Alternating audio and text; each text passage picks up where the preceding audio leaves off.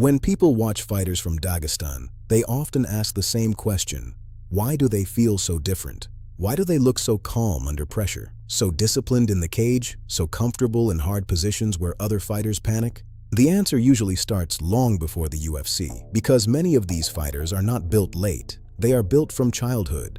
In Dagestan, wrestling is not just a sport, it is part of the culture, part of the routine, part of how toughness, discipline, and structure are introduced early. For many young boys, training starts young. Not when they are already stars, not when money arrives, but early, when the habits are still being formed. That matters. Because this system is not only about learning moves, it is about learning how to live, show up, listen, repeat.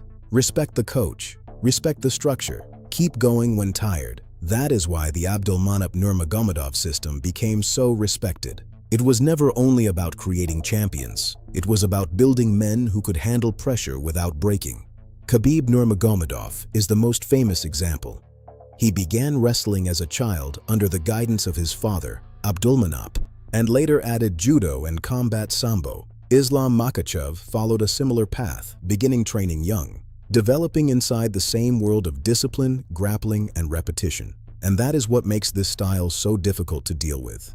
The pressure does not look emotional, it looks programmed. The control does not look rushed, it looks patient. The toughness does not look fake, it looks practiced from a very young age. That is why so many fighters from this system feel different. Not because they were simply more talented, but because they were shaped early, by wrestling, by routine, by repetition, by hard coaching, and by a culture where discipline comes before fame.